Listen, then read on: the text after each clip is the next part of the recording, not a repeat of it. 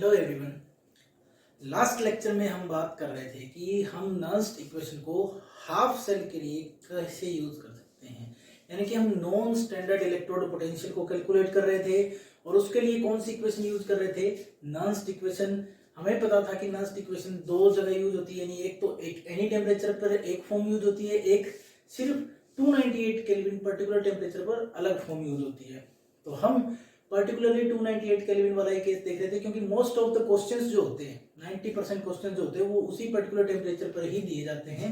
तो अब हमें देखना है, आज के लेक्चर में हम देखेंगे कि नर्स्ड इक्वेशन को फुल सेल के लिए कैसे यूज किया जा सकता है। उससे पहले मैं कुछ चीजें लिख रहा हूं जो यहाँ पे इंपॉर्टेंट है। वो टेम्परेचर होगा 298 केल्विन ही रहेगा।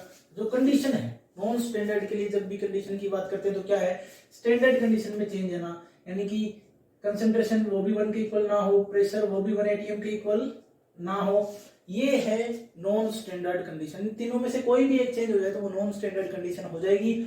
हमें पता है ई सेल निकालने का फॉर्मूला क्या है। E cell is equal to में क्या होगा, E naught cell minus 0.059 upon में n log बेस 10 Q। और ये कब होगा, जब टेम्परेचर क्या होगा 298 केल्विन हो, ये तभी होगा। आज क्योंकि हम फुल सेल के लिए करने वाले तो हमें ई नोट सेल निकालना भी आना चाहिए। तो ई नोट सेल निकालने का तरीका सब सिखा चुका हूं। ई नोट सेल निकालने का तरीका क्या है, E naught reduction potential of cathode, reduction potential of cathode minus E naught reduction potential of anode. और इससे हमें क्या मिल जाएगा, ई नोट सेल मिल जाएगा। इसका मतलब ये वाले जो फार्मूले हैं वो आज की क्लास में हम यूज करेंगे। अब होता क्या कि फुल सेल की जब बात करते हैं तो इसमें कुछ अलग अलग केस बनते हैं, ठीक है। हम केस वाइज पढ़ते हैं। सबसे पहला केस, केस 1 देखते हैं। जब नर्स्ड इक्वेशन को फुल सेल के लिए यूज कर रहे हैं तो सबसे पहला केस क्या बनता है। सबसे पहला केस जो बनता है उसमें क्या होगा, जो चार्जेस होंगे वो सिमिलर होंगे, यानी सिमिलर चार्जेस का केस होगा, ठीक है। कहने का मतलब क्या है कि हमारे सेल में दो हाफ होते हैं, एक रिडक्शन हाफ सेल, एक ऑक्सीडेशन हाफ सेल, यानी एक लेफ्ट साइड एक राइट साइड। हम लेफ्ट साइड पे एनोड लिखते हैं, राइट साइड पे कैथोड लिखते हैं। मैं डायरेक्ट एग्जांपल से ले रहा हूं, सिंपल सी बात है। हमारे पास क्या डेनियल सेल का एग्जांपल है, बहुत ही सिंपल, बहुत ही इजी, ठीक है। तो हम क्या करते हैं, जिंक का एग्जांपल, जिंक और कॉपर वाला डेनियल सेल लेते हैं। तो एनोड पे क्या हो रहा है, जिंक का ऑक्सीडेशन हो रहा होता है। हमारे पास साल्ट ब्रिज है, दोनों लाइन साल्ट ब्रिज को रिप्रेजेंट करती है। कैथोड पे क्या होता है, कॉपर का रिडक्शन हो रहा होता है, ठीक है। Zinc solid, copper solid. इस जिंक की कंसंट्रेशन हमें दे रखी है 0.01 मोलर, ठीक है। और इस कॉपर आयन की कंसंट्रेशन हमें दे रखी है 0.1 मोलर, ठीक है। कंसंट्रेशन हमें पता है, कंसंट्रेशन किसके इक्वल नहीं है, 1 के इक्वल नहीं है, यानी कि ये नॉन स्टैंडर्ड कंडीशन होगी। दोनों साइड ही नॉन स्टैंडर्ड कंडीशन लगेगी और ये क्या हो जाएगा, हमारा नर्स्ड इक्वेशन यहाँ पर क्या हो जाएगी, एप्लीकेबल हो जाएगी। और अब गिवन क्या है, हमें ये चीज देखो, गिवन क्या होगा, ई नोट सेल हमें हमेशा दोनों हाफ सेल का मिलेगा। क्वेश्चन में ई नोट सेल हमें दोनों हाफ सेल का दिया मिलेगा। ई नोट सेल क्या है, ई नोट किसका, रिडक्शन पोटेंशियल जिंक वाले का, जिंक 2+ से जिंक। ई नोट ये हमने निकाला भी था, याद हो तो हमने निकाला था रिडक्शन पोटेंशियल ऑफ किसका, जिंक 2+, जिंक वाला का, जिंक हाफ सेल का भी हमने निकाला था।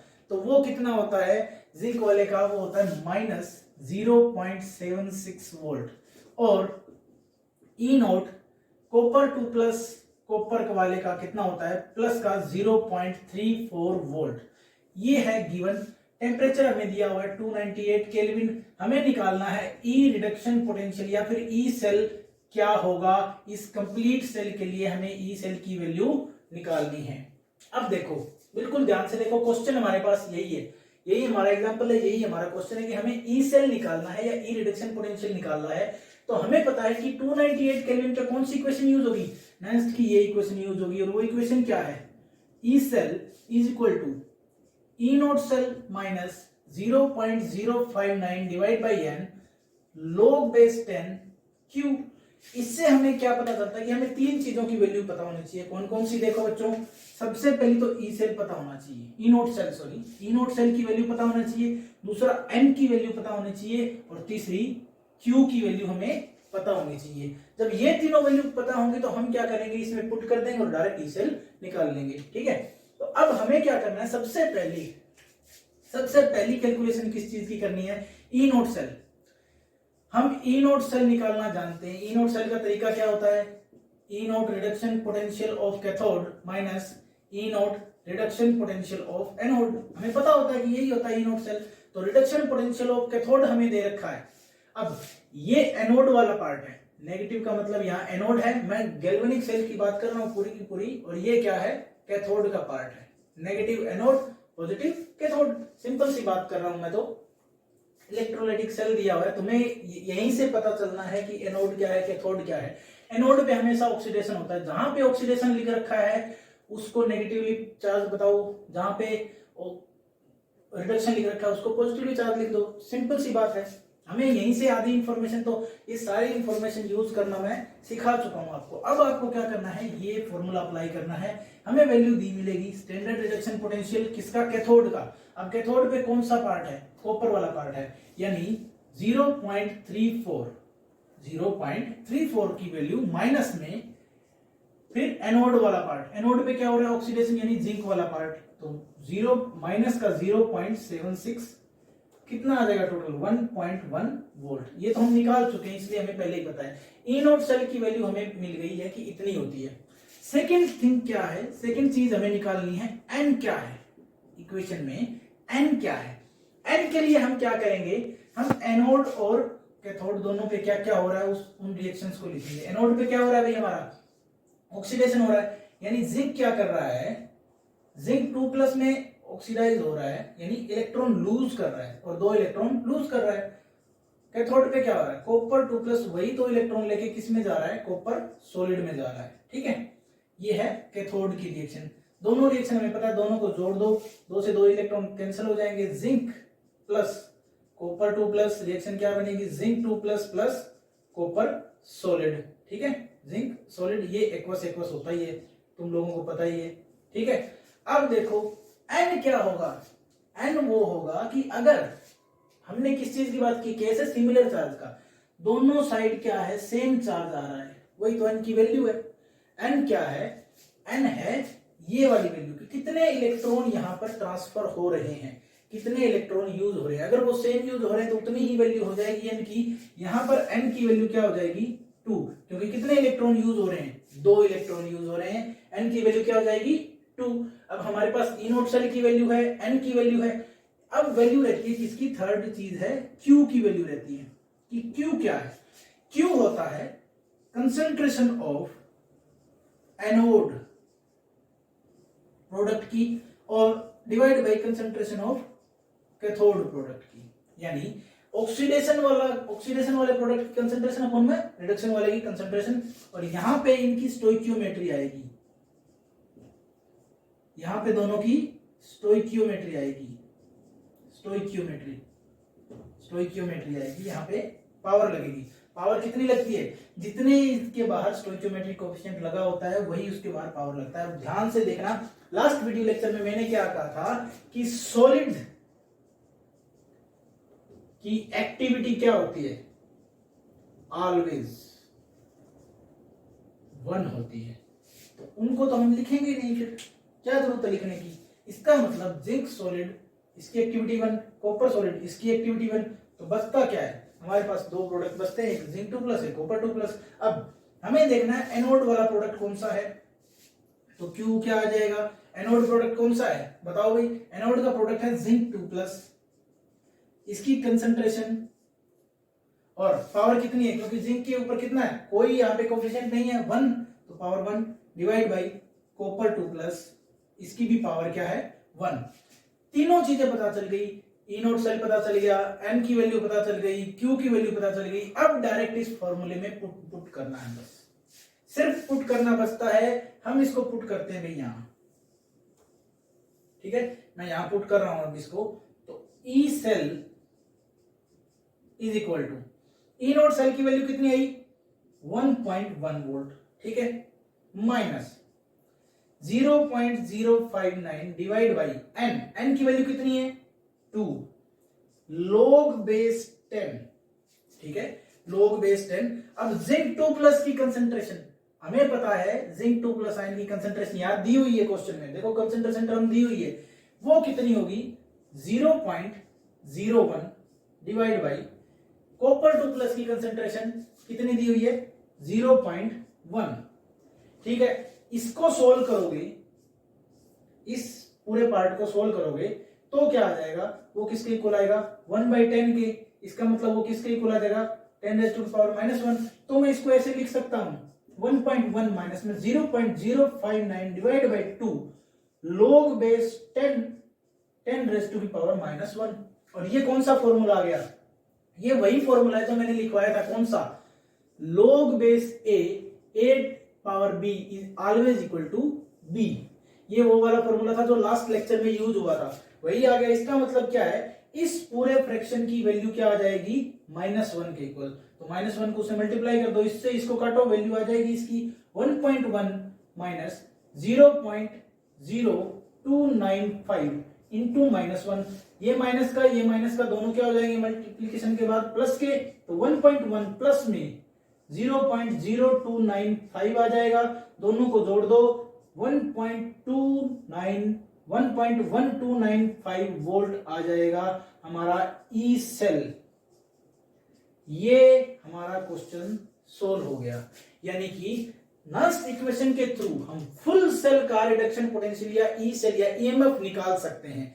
नॉल्स इक्वेशन के थ्रू हम फुल सेल का भी ईएमएफ या रिडक्शन पोटेंशियल हम क्या कर सकते हैं, निकाल सकते हैं। कब, नॉन स्टैंडर्ड कंडीशन में। ठीक है, क्या क्या आपको दिया मिलेगा, टेम्परेचर, कंसंट्रेशंस और ई नॉट हाफ सेल की वैल्यू, यानी स्टैंडर्ड हाफ सेल की वैल्यू आपको दी मिलेगी। और आपसे reduction potential, electrode reduction potential पूछेगा, या फिर आपसे पूछेगा direct EMF of the cell, E cell निकालना होगा आपको। और उसका निकालने का तरीका ये रहा। इसका सबसे पहले जबरदस्त तरीका क्या है, सबसे पहले आपको करना है ई नोट सेल निकालना है। हमारे पास फार्मूला है E naught reduction potential of cathode minus V naught reduction potential of anode, दोनों की वैल्यू दी हुई थी, सिर्फ फार्मूले में रखनी होती है, ई नोट सेल आ जाता है। फिर हमें एन निकालना होता है, एन के लिए एनोड वाली रिएक्शन लिखो, कैथोड वाली रिएक्शन लिखो। अगर इलेक्ट्रॉन सेम है तो कट जाएंगे, ठीक है, रिएक्शन लिख दो, स्टोइकियोमेट्रिक कोएफिशिएंट कोई है ही नहीं। ठीक है, इसका मतलब जितने इलेक्ट्रॉन इसमें यूज हुए थे वही एन की वैल्यू होगी। ठीक है, तो एन क्या आ गया 2 आ गया। फिर हमें क्या करना है, क्यू निकालना है। क्यू क्या होता है, concentration product concentration of anode और कैथोड प्रोडक्ट की कंसंट्रेशन डिवाइड कर दो, और इनकी स्टोइकियोमेट्री इनकी पावर में आ जाती है। अब देखो एनोड में कौन सा प्रोडक्ट है, जिंक 2+, यानी ऑक्सीडेशन वाला प्रोडक्ट डिवाइड बाई रिडक्शन वाला प्रोडक्ट भी आप याद कर सकते हो। याद रखने के तरीके बहुत हैं। ठीक है, डायरेक्ट एनोड अपॉन में कैथोड वाली कंसंट्रेशन भी लिख सकते हो, इस एनोड प्रोडक्ट अपॉन में कैथोड प्रोडक्ट, या फिर ऐसा भी लिख सकते हो कि ऑक्सीडेशन वाले की कंसंट्रेशन या फिर डिवाइड बाय रिडक्शन की कंसंट्रेशन। ठीक है, और इनकी स्टोइकियोमेट्री इसको निकालो, क्योंकि ये दोनों की दोनों वैल्यू दी हुई होती है, तो डायरेक्ट हमें पुट करनी होती है। और लास्ट में ये log बेस 10⁻⁻1 यानी log बेस a⁻b आया, तो जो हमेशा इक्वल होता है किसके, b के। और फिर जस्ट पुट करके इसको हमने क्या निकाल लिया, ई सेल निकाल लिया। ये तो था पहला केस जिसमें चार्जेस सिमिलर थे। ठीक है, अब इसका फटाक से स्क्रीनशॉट ले लो और अपनी नोटबुक में नोट डाउन कर लो। ठीक है, हो गया। अब बात करेंगे नेक्स्ट केस की। नेक्स्ट केस क्या है, उसमें अभी तक तो हमने क्या पढ़ा कि चार्जेस सिमिलर हैं। अब हम वो केस पढ़ेंगे, जरूरी थोड़ी ना हमें चार्ज सिमिलर मिले, हमें ऐसा सेल भी मिल सकता है ना जिसमें चार्जेस सिमिलर ना हो। और अगर ऐसा केस हमें मिलेगा तब हम इलेक्ट्रोड पोटेंशियल या फिर ई सेल या ईएमएफ कैसे निकालेंगे, या फिर रिडक्शन पोटेंशियल हमें निकालने को बोला जाए तो हम कैसे निकालेंगे, वो हम अब सीखेंगे। ठीक है, यानी सेकंड केस हमारा क्या हो जाएगा, उसकी हेडिंग डालो। सेकंड केस की हेडिंग क्या होगी कि जब चार्जेस सिमिलर ना हो, कि क्या हो, डिफरेंस हो, यानी डिफरेंट चार्जेस जब हो तब ई सेल कैसे निकालेंगे, वो सेकंड केस होगा। और सेकंड केस की डेफिनेशन लिख लो भाई। अब मैं लिखने जा रहा हूं यहां पे क्या, सेकंड केस, केस 2, यानी सेकंड केस की बात कर रहे हैं। सेकंड में केस में क्या होगा, डिफरेंट चार्जेस होंगे। क्या होगा, डिफरेंट चार्जेस। हमें सेल के अंदर चार्ज क्या मिलेंगे, अलग अलग मिलेंगे, यानी दोनों हाफ सेल के चार्ज अब सेम नहीं होंगे, अब अलग अलग मिलेंगे। एग्जाम्पल के तौर पे हम लोग क्या देखते हैं, एग्जाम्पल के तौर पे हम किसको देखेंगे, क्वेश्चन देखेंगे। क्वेश्चन हमारा क्या है, फॉर्मूले वही सेम यूज करने हैं हमें सारे के सारे। तो क्वेश्चन क्या है, क्वेश्चन लिख रहा हूं भाई, क्वेश्चन क्या है, क्वेश्चन क्या है, क्वेश्चन है Mg वाला सेल, Mg सॉलिड कन्वर्ट हो रहा है किसमें, Mg2 plus aqueous salt bridge, Ag plus aqueous किसमें कन्वर्ट हो रहा है, Ag सॉलिड में। ध्यान रखना ये एनोड ये कैथोड, ठीक है। लेफ्ट हैंड साइड हमेशा क्या होती है सेल की, एनोड, राइट हैंड साइड हमेशा क्या होती है, कैथोड होती है। हमें देखने से ही पता चल रहा है एनोड कहां, जहां ऑक्सीडेशन होता है, यानी सॉलिड से 2 इलेक्ट्रॉन लूज करके अपना आयन बना रहा है तो ऑक्सीडेशन हो रहा है, आयन से सॉलिड बना रहा है तो इसका मतलब रिडक्शन हो रहा है। हमें पता चल जाएगा कि ये एनोड है ये कैथोड है, ठीक है, हमें ये पता चलेगा। कंसेंट्रेशन दे रखी है इसकी फिर से वही 0.01 मोलर, इसकी दे रखी है 0.1 मोलर। ये कंसेंट्रेशन पार्ट है। जब कंसेंट्रेशन डिफरेंट होगी इसका मतलब हमें क्या करना है, नॉन्स्ट इक्वेशन लगानी है। टेम्परेचर दिया हुआ है 298 केल्विन, ठीक है, टेम्परेचर 298 केल्विन दिया है। ई नोट सेल की वैल्यू किसके लिए, Mg+2 से Mg में कन्वर्ट होने के लिए इसकी वैल्यू कितनी होगी, -2.36 वोल्ट। कितनी होगी, -2.36 वोल्ट। और ई नोट, अब ई नोट Ag प्लस से Ag के लिए यानी स्टैंडर्ड इलेक्ट्रोड पोटेंशियल दे रहा हूं हाफ सेल का, वो होगा प्लस का 0.8 वोल्ट, ठीक है, 0.8 वोल्ट। और हमसे क्या पूछा गया है, हमसे पूछा गया है ई सेल या ई रिडक्शन पोटेंशियल निकालो इस सेल के लिए। अब देखना यहां एक ही चीज तुम लोगों को अलग मिल रही होगी और वो क्या है, चार्जेस। यहां +2 है, यहां +1 है। अब ध्यान से देखना, यही वो क्वेश्चन होगा जिसमें आप लोग कंफ्यूज हो सकते हैं या फिर थोड़ा बहुत अटक सकते हैं। हमें पता है टेम्परेचर 298 केल्विन है तो हमें इक्वेशन कौन सी लगानी है, E cell is equal to क्या हो जाएगा, E naught cell minus 0.059 divide by n log base 10 cube. हमें पता है, हमें 3 वैल्यू पता होनी चाहिए, फर्स्ट, सेकंड और थर्ड, ये 3 वैल्यू हमारे पास होनी चाहिए। तो मैं फर्स्ट वैल्यू निकालने जा रहा हूं, ई नोट सेल। हमें फॉर्मूला पता है, E naught of reduction potential of cathode minus E naught of reduction potential of anode which is equal to reduction potential of cathode और एनोड कौन सा है भाई, पहले पहचान लो, सिंपल सी बात है।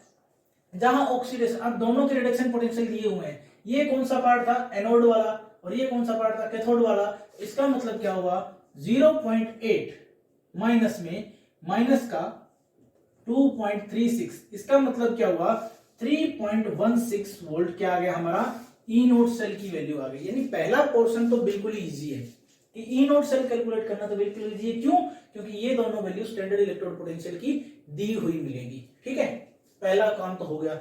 दूसरा क्या है, दूसरा पार्ट है एन की वैल्यू क्या है।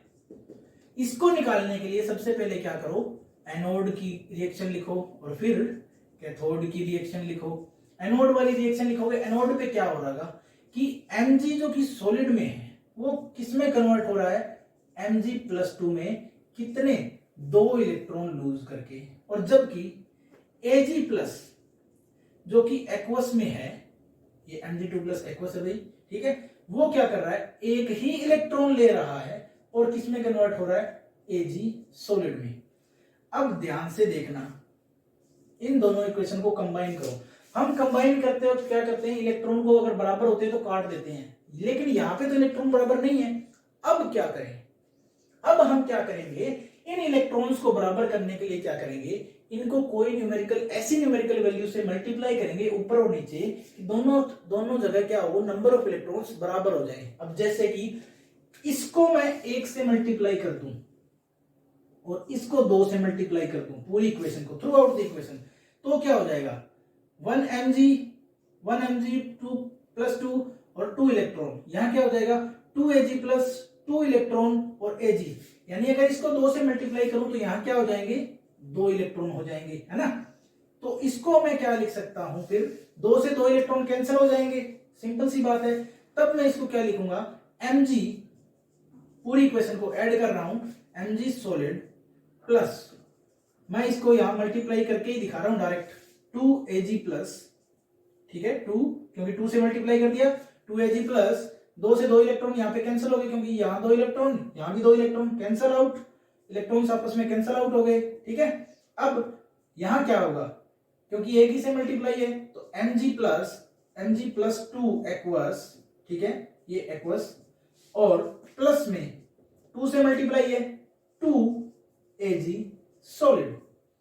सिंपल सी बात है, हमें पता है कि सॉलिड की एक्टिविटी क्या होती है, 1 के इक्वल होती है, तो इनको तो हम लिखेंगे ही नहीं। ठीक है, सॉलिड की एक्टिविटी क्या होती है, 1 होती है, इनको लिखेंगे नहीं। अब n निकालने का फार्मूला क्या है, n का फार्मूला ये है कि जितने नंबर से यहां मल्टीप्लाई किया है उनको आपस में मल्टीप्लाई कर दो। मान लो ये x था और ये y था, मान लो मैंने इस इक्वेशन को x से मल्टीप्लाई किया, इसको y से किया, तो x into y is equal to n। तो इसका मतलब क्या होगा, 2 इंटू 1 इज इक्वल टू 2, यानी n क्या हो गया हमारा, फिर से 2 हो गया। n को फिर से देखो भाई, n निकालने के लिए सबसे पहले एनोड कैथोड की इक्वेशन लिखो। इक्वेशन लिख के दोनों साइड में हमें क्या करने हैं, इलेक्ट्रॉन बराबर करने हैं। तो अगर कम है तो हमें ऐसे न्यूमेरिकल से, हम ऐसे नंबर से उनको मल्टीप्लाई करेंगे कि उनकी न्यूमेरिकल वैल्यू सेम आ जाए, यानी नंबर ऑफ इलेक्ट्रॉन सेम आ जाने चाहिए। यहाँ 1 से मल्टीप्लाई किया 2 हो गए, यहाँ 2 से मल्टीप्लाई किया 2 हो गए, यहाँ दोनों तरफ 2-2 इलेक्ट्रॉन है। पूरी इक्वेशन को करना है, ठीक है, तो दोनों आपस में कट गए। अब पूरी इक्वेशन को यहाँ लिख दो, ठीक है, पूरी इक्वेशन को लिख दिया। तो अब हमें n निकालना होता है ना, तो जिन जिन नंबर से यहाँ मल्टीप्लाई किया जाता है दोनों को आपस में मल्टीप्लाई कर दो, तो वो क्या आ जाता है हमारा n की वैल्यू हमारी यहाँ पे क्या आ गई 2। अब देखो तीसरी चीज क्या निकालनी थी हमें, तीसरी चीज निकालनी थी Q क्या होता है, एनोड वाले की कंसंट्रेशन प्रोडक्ट और उसकी स्टोइकियोमेट्री। अब एनोड वाला कौन सा है भाई, एनोड किस पे है, एनोड कहां है भाई, Mg वाला, Mg2+, स्टोइकियोमेट्री क्या है 1, कोई दिक्कत नहीं, डिवाइड बाई कैथोड वाले की कंसंट्रेशन और उसकी स्टोइकियोमेट्री क्या है, कैथोड वाले की स्टोइकियोमेट्री क्या है 2, कैथोड वाला जो प्रोडक्ट, क्योंकि इन दोनों की तो एक एक ही होगी ना, एक्टिविटी एक एक होगी, तो ये तो सॉलिड वाले तो लिख ही नहीं सकते, हम लिखेंगे सिर्फ एक्वस वाले। एक्वस वाले में कैथोड वाला कौन सा है Ag+, और उसकी कितनी है 2 पावर। सिंपल सी बात है, ऑब्वियस है, ठीक है। अब हम क्या लिखेंगे Q, तो इससे क्या होगा, अब हम वैल्यू लिखेंगे, अब E सेल निकालेंगे, E cell is equal to, अब E नोड सेल की वैल्यू हमारी क्या आई थी 3.16 वोल्ट, ठीक है, simple, minus 0.059 divide by n की वैल्यू कितनी आई थी 2 लिखा, ठीक है, इसको 2 से डिवाइड कर दिया, इनटू log बेस 10, Q की वैल्यू क्या है, एनोड की पावर 1 और कैथोड की पावर 2। एनोड में क्या था Mg2+, concentration of Mg2+ divide by इसकी पावर 1, कंसंट्रेशन ऑफ Ag+ की पावर 2, क्योंकि उसके बाद जितनी स्टोइकियोमेट्री होती है वही उसकी पावर में चली जाती है, सिंपल है। अब इसको कैसे लिखेंगे, 3.16 वोल्ट माइनस 0.0295, 2 से डिवाइड कर दिया ना इसको 0.059 को, ठीक है, log बेस 10 आ गया। इसकी और इसकी कंसंट्रेशन किसके इक्वल है, लिखो देखो, Mg+ वाले की कंसंट्रेशन कितनी लिख रखी है 0.01, इसकी पावर 1 डिवाइड बाई 0.1 की पावर 2।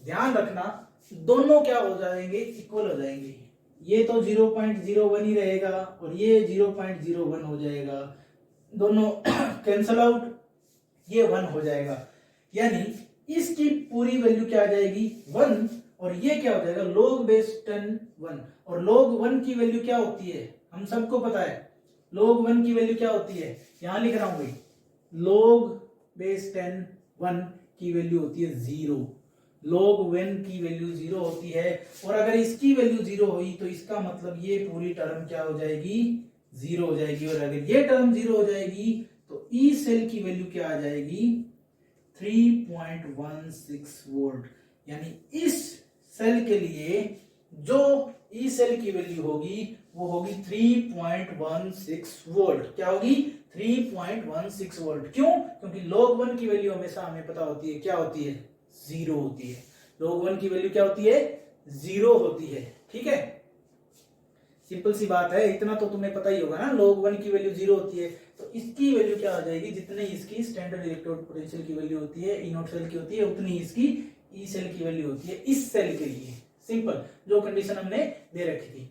अब इसमें ध्यान रखने वाली बात कौन सी थी, सिर्फ एन निकालने वाली बात इसमें ध्यान रखने वाली थी, बाकी एज इट इज था, क्योंकि पहले स्टोइकियोमेट्री थी नहीं, अब स्टोइकियोमेट्री आ गई इस वाले क्वेश्चन में, स्टोइकियोमेट्री आ गई तो हमने स्टोइकियोमेट्री को भी पावर में लिख दिया, ठीक है, और इसको सोल्व कर दिया। सिंपल सा क्वेश्चन था, सिंपल से पार्ट थे, 2 केस थे, हमने डिस्कस कर लिए, और इसके साथ ही हम लोग सीख चुके हैं कि फुल सेल के लिए हमें इलेक्ट्रोड पोटेंशियल अगर निकालना पड़े तो नस्ट इक्वेशन से, और नस्ट इक्वेशन कब लगेगी, जब नॉन स्टैंडर्ड कंडीशन हो, यानी कि टेम्परेचर, प्रेशर और कंसंट्रेशन में से कुछ एक भी चेंज कर दिया जाए।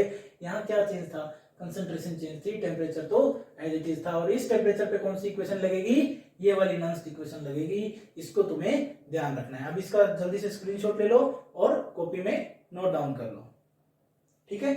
अब मिलेंगे नेक्स्ट लेक्चर में।